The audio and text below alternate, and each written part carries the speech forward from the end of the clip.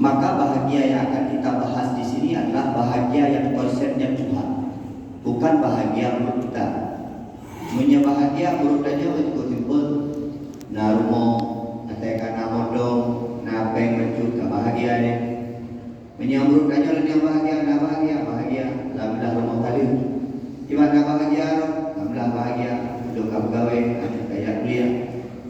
Jadi ukuran kita bahagia, kebanyakan di antara kita adalah berbukan dengan materi ataupun hal-hal yang biasa saja.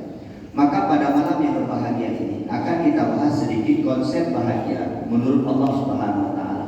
Agar bahagia ini abadi, bahagianya lahir batin dan bahagianya untuk selama-lamanya.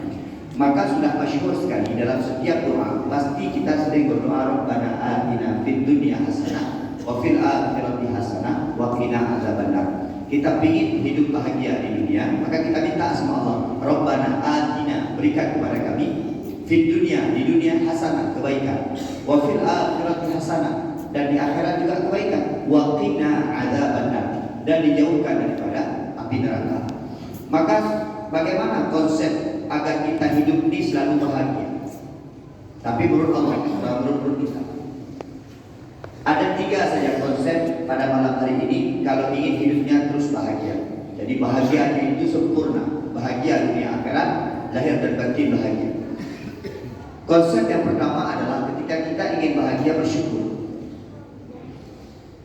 Bersyukur. Orang pasti akan bahagia dia bersyukur, siapapun dia. Si miskin akan bahagia kalau dia bersyukur. Si kaya akan bahagia kalau dia bersyukur. Punya jabatan, tidak punya jabatan, ada sesuatu dia miliki atau tidak ada dia miliki apapun, ketika dia bersyukur kepada Allah, maka dia akan bahagia. Bahkan banyak kita lihat orang yang punya sekalipun, kalau dia tidak punya rasa syukur, maka dia tidak akan bahagia. Rumah wilayah ketika dalam dulu menambah bahagia. Bukan materinya yang kurang, tapi syukurnya yang kurang. Urung badan sehat, tapi kadang-kadang karena bahagia. Bukan badannya yang tidak sehat, tapi syukurnya yang kurang. Maka konsep yang pertama kita bersyukur. Maka Allah jelaskan dalam surat Ibrahim ayat 7. Jelas bagi kita, sering dibacakan oleh penceramah-penceramah. Wa in ta'adzana rabbukum, dan ingatlah ketika Tuhanmu memaklumkan kepada engkau, la in syakartum la azidannakum. Kalau engkau bersyukur, la azidannakum. Ya, ada dayanya itu punya. La azidannakum, takkid penguatan pasti. Allah tambah nikmatnya, Allah tambah bahagianya, Allah tambah berkah kehidupannya. Dengan apa? Dengan bersyukur kepada Allah Subhanahu wa taala. Maka konsep daripada syukur lagi adalah lihatlah ke bawah. Jadi yang berdaya bersyukur kepada Allah, lihatnya ke bawah, jangan lihat ke atas. Kita biasanya kalau sering melihat ke atas akan menjadi orang-orang yang kufur. Lihat ke bawah. Kita punya rumah 4 kamar, alhamdulillah. Ketika melihat orang yang cuma punya rumah 2 kamar. Kita punya rumah 2 kamar, alhamdulillah. Orang punya rumah 1 kamar. Kita punya rumah 1 kamar, alhamdulillah. Orang masih ngontrak. Kita rumah masih ngontrak, alhamdulillah. Orang rumah belum punya, masih tidur mungkin di jalan-jalan. Jadi konsep daripada syukur itu lihatnya ke bawah. Kalau kita lihat ke atas, kita tak pernah syukur. Kita yang punya mobil, alhamdulillah, lihat ke bawah. Orang punya kereta, punya motor. Orang yang punya motor, lihat ke bawah, alhamdulillah. Orang jalan kaki, saya punya motor. Orang yang punya kaki, alhamdulillah. Orang kaki 1 tak ada lagi, dari potong kakinya 1 pakai tongkat. Orang yang pakai tongkat 1, alhamdulillah. Orang 1 pun tak ada kaki lagi. Maka konsep daripada syukur itu lihatlah ke bawah. Ketika kita melihat ke bawah, kita akan bersyukur. Maka dalam surat An-Nahl ayat 78, Allah juga sampaikan kepada kita, wallahu akhrajakum min butuni ummahatikum la ta'lamuna syai'a. Ingatlah ketika Allah mengeluarkan kita dari perut ibu-ibu kita, la ta'lamuna syai'a, kita tidak tahu apa. Wajal 'ala lakum sam'a, Allah berikan kita pendengaran, gejuk pendengaran, wal absar, gejuk penglihatan, wal afidah, dan hati nurani. Itu apa? La'allakum tashkurun, agar kita bersyukur dengan apa yang kita miliki. Maka konsep yang pertama, bersyukurlah apa yang kita miliki. Pada malam yang berbahagia ini, ramai kau hai di meja tarawih. Ini di meja tarawih, alhamdulillah. Ikut lalu kegiatan masing-masing, lalu masjid, diberi kesibukan oleh Allah yang lain-lain. Kita datang kemari bisa khusyuk salat di sini, alhamdulillah. Yang pertama, syukur kepada Allah kalau ingin bahagia. Yang kedua adalah konsep daripada bahagia adalah Jangan pernah kita membanding-bandingkan nikmat yang ada pada kita dengan yang orang lain. Orang yang suka iri atau membanding-bandingkan nikmat yang ada pada dirinya dan orang lain, dia tidak akan pernah bahagia. Pakal igop nanyu, pakal igop menung, pakal igop mendik. Karena konsep daripada Allah, setiap apapun yang Allah berikan ada kebahagiaan di dalamnya. Maka bahagia itu bukan milik orang kaya. Bahagia itu bukan milik orang sehat. Bahagia itu bukan milik orang yang punya jabatan. Bahagia itu milik orang yang bersyukur dan orang yang tak pernah membanding-bandingkan nikmat dia dengan nikmat orang lain. Dia miskin, bahagia juga. Dalam kemiskinannya dia bahagia. Hanya ikut oleh kita ikut kita dia bahagia dengan ikannya. Hanya ketiga dia bahagia dengan kaki satunya. Dengan syarat dia bersyukur dan tidak pernah membanding-bandingkan nikmat. Karena setiap yang dipilih Allah ada nikmat yang berbeda pada orang. Jadi beda-beda lebih nikmat. Ilu kayak ilu bukan ketong no. Anyo ilu dari ilu school. Jadi orang tak mau jalan selama rakat no. Lo kalian sama keluarga empat daerah mesti bertrauma. Kalian sama keluarga 5 lagu ke baca. Rumah kedua itu baca barang. Bukan palang. Ane gendong rumah yang tahu apa dua pohon ini itu sampai. Mungkin sebahagian orang melihat kaya, alam-alam membaca, alam-alam menanya. Tapi bagi orang yang menanya cukup bahagia.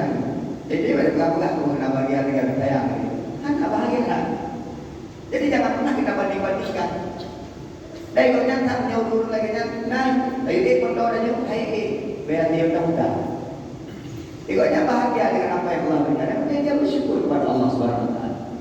Jadi bahagia itu kan kata kala dulu dengan tiga masjid. Kalau lawan diri saya ingin lebih, aku bahagia dan saya ingin lebih. Jadi jangan pernah kita bandingkan kita dengan orang lain karena bahagia itu masing-masing Allah berikan kepada kita. Baik-baik tak dari rumah kau, dari tanya kita fikir rumah yang raya, kaya. Bahagia. Dia tak urus nama tu jadul pegang, tak urus kaya, tak urus kota penjuru, tak urus yang dana jabatan tak boleh kota itu bahagia mana bahagia. Bahagia ada. Dia bersyukur. Makin raya kebihayan Allah, makin raya Tuhan kepada Allah Subhanahu Wa Taala. Yang pasti. Idanya di rumah lebih berperan, tam.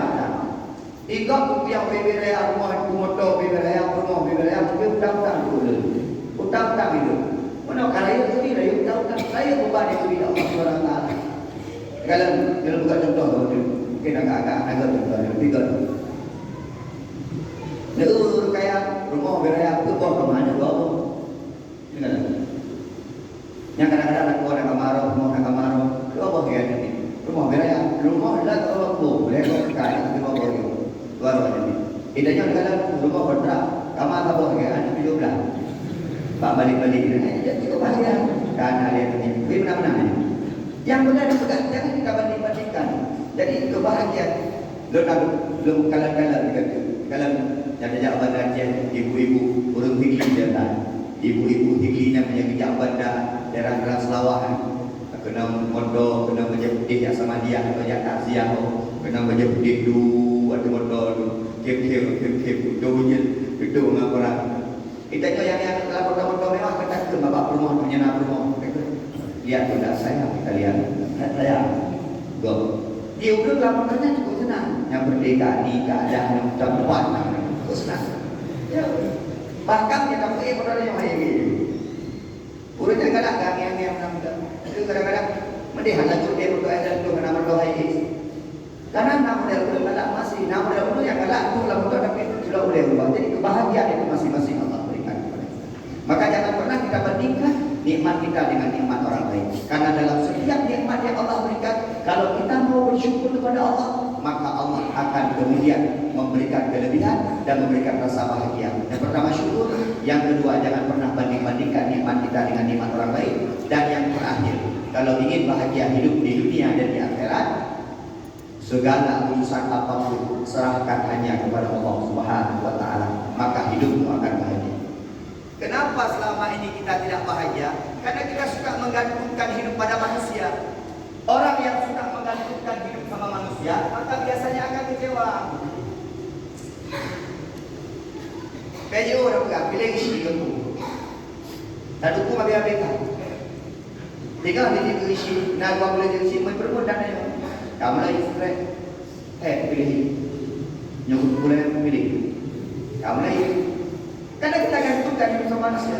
Tapi ketika wa may yatawakkal 'ala Allah, barang siapa yang bertawakal, menyerahkan hidup dan matinya hanya kepada Allah, ingat kata Allah, fa huwa hasbuh, maka Allah akan mencukupkan kebutuhannya. Orang yang menggantungkan harapannya hanya kepada Allah, yang memberikan segala-galanya hanya kepada Allah, percayalah, orang tersebut tidak akan pernah mendapatkan kebahagiaan. Ibu-ibu menanti dan rata-rata menentu pada kau kecewa itu. Rata dia kepada Allah. Maka Nabi Muhammad ketika menjelang ajalnya pernah memanggil Ali bin Abi Thalib, dan beliau pernah menjelaskan di yang terakhir 6 nasihat Rasulullah kepada Ali bin Abi Thalib. Yang terakhir apa beliau katakan? Hai Ali, kalau nanti engkau melihat manusia sibuk menggantungkan hidupnya hanya kepada manusia, menggantungkan hidupnya kepada makhluk, maka engkau Ali gantungkan hidup hanya kepada Allah Subhanahu wa Ta'ala. Orang yang menyerahkan segalanya hanya kepada Allah, maka dia akan bahagia dunia dengan akhirat. Kesimpulan, dia banyak-banyak hal di malam macam ayat menong juga drama malam lebih baik. Tapi paling boleh menong hidup kita aja. Dia lagi tu pegang menong tu dan orang ada bilang alhamdulillah ya Allah. Menggantung bila mungkin tinggal yang baru ini, alhamdulillah ya Allah. Bersyukur kepada Allah. Jangan banding-bandingkan yang mana. Yang terakhir adalah serahkan hidup dan mati hanya kepada Allah Subhanahu wa Ta'ala. Maka kita insya-Allah, dan pada akhirnya seringlah panjatkan doa di hadapan Allah. Rabbana atina fid dunya hasanah wa fil akhirati hasanah wa qina adzabannar. Sampai jumpa di surga. Assalamualaikum warahmatullahi wabarakatuh.